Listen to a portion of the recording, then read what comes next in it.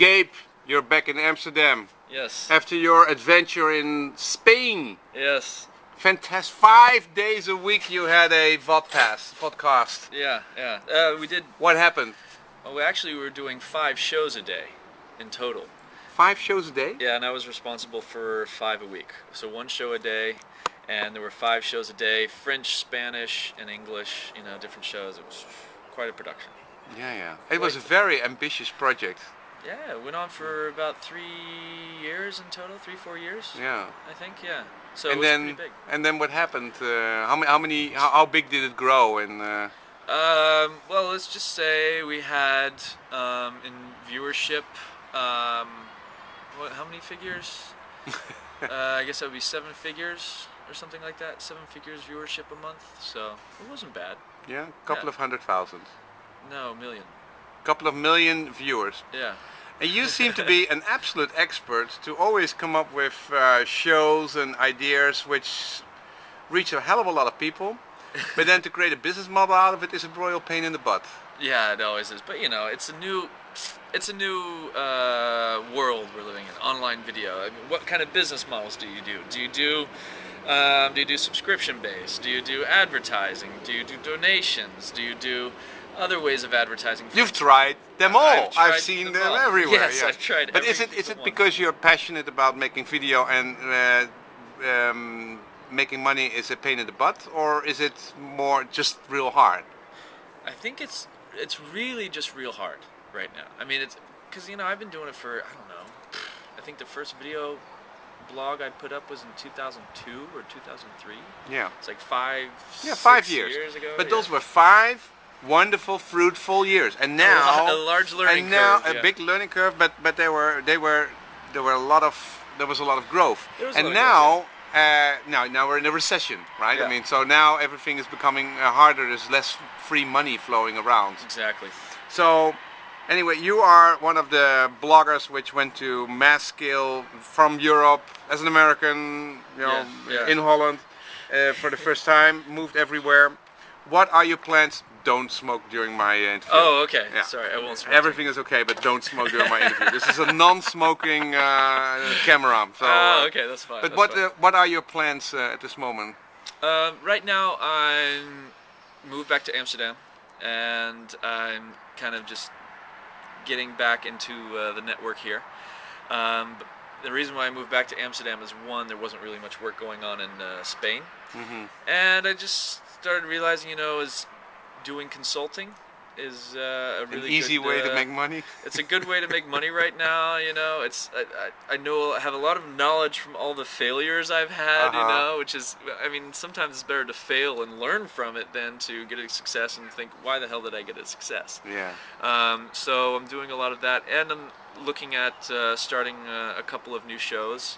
Once I get the apartment sorted out, Marluz has moved in, and I'm getting stuff for studio ready and all that kind of stuff to start up a new show possibly, and I'm looking at some different people who are talking with me about putting in for that, so I don't have to put too much of my own money up front. Because great idea. It's better to fuck up with someone else's money than yourself. That's also a lesson you've learned. Yeah, that was an expensive lesson to learn. Let's just put it this way. I never went to business school, but after being an entrepreneur for, I guess, 9 years now, I've learned a couple of things, and that's one of the things I've learned. Why don't you share the top 3 lessons with us? After 9 years of entrepreneurship, video broadcasting through the roof, through the world, what are the 3 lessons we could benefit from? The most important one is you got to have passion for your product. I mean, that is, if you don't have passion for your product, then forget about it. Okay. That's number 1. No, but that was not an error. That is not an error. That is maybe something you would do again, but that's not an error. Oh, an error. We're talking about what are the errors. lessons you've learned from, you say you learned from your mistake. And Yeah. nobody can say that you're not passionate. So that is okay. So what are the 3 things you've learned which may basically, are easy to fuck up and you say these are really important?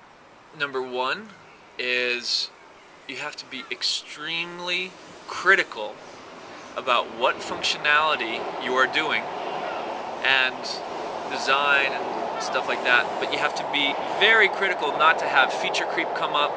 Look at what is going to get the biggest bang for your buck. I see. You've tried to become a software entrepreneur. In that sense, but it's also, but that's also for starting up, even a video blog. It's like if you start up a video blog, just start it up on WordPress. Don't spend a lot of money on a lot of equipment first off. Just try and start off with small things, right? And then as it goes, check out different types of business models that can work for you. And what I've noticed is that different business models will work for different, let's say, content producers. Okay. The nice thing is that nowadays, compared to when I started out, technically it's much easier. Technically, it's so much easier to do things such as this is your camera now. This is one of the cameras I use. And that's another thing is like style. Small, easy, fast, go. People also want quality. You have to make sure you get good quality videos to set you apart from the rest. Because there's a lot of great stuff out there, and if you can create good quality stuff in a good niche. Okay, but now we're talking again what you should do and not what we've learned from our lesson, because you've always made nice video, blah blah blah. Now, what's the second lesson? You have to keep it easy. You have to keep it simple. Keep it easy. Don't try too much. Don't have feature creep. So be focused, do less. And what else? You should, instead of spending 80% of your time creating, you should actually be spending more like 80% on the internet. Answering emails, commenting on other people's posts, interacting. I mean, if you are talking about, I don't know, you pick a subject, you're making videos, for instance, about my own video product, my yubby.com. Your yubby.com, right? You have to be out there, talk to the people, what kind of blogs, what kind of people would be interested in this functionality, make stuff for them, talk about them, talk to them, talk with them. 20% development, 80% spreading the word. Yeah. Because, if you do it right, 20% development, if you're not doing feature creep, you know exactly what you need. So, this is what we need, and isn't that something you did? Because you're always all over the place, we're everywhere. I mean, did you really see that you spent too much time creating and left too little time promoting? Because you were Mr. Promoter everywhere, right? You were on stage, you were on. So I don't think this is an error. You have a hard time. You will say you admit that you have a lot of errors. You made a lot of errors, but if I ask you to talk about it, you love to talk about the things you did right. And another error I made is probably the biggest error is I didn't think that I could handle the business, and I put people in. Okay, that's a good one. And to be honest, the majority of the businesses I know have gone under, not because of the products, not because of the viable business model or whatever, but actually because of the people who are funding it. If you go to get funding, make sure you get the right funding, because there's a lot of money out there to get funding from. But if you get the wrong type of money, that can seriously screw you over. Okay, is that so? You had funding, and where do they try to get involved and try to different ways, steering the road to hell or something? Listen, one thing I've learned is that people with a lot of money, they have big egos too, and you got to just make sure that you have the right kind of ego on your side rather than against you. Yeah, but isn't it also that it's easy to say from somebody who's creative to say, well, the business side I'm going to leave to somebody else. Yeah. And that doesn't cut it. No. You have to understand how it works. You have to go through the pain to get money from somebody else. And it's easier to get somebody excited about something than to get him part for his money. And that's one thing that I learned about getting money. Actually, a friend of mine, he's pretty big on the internet, so I'm not going to say who it is. But he told me once, he said, Gabe, I'll give you one tip for finding money.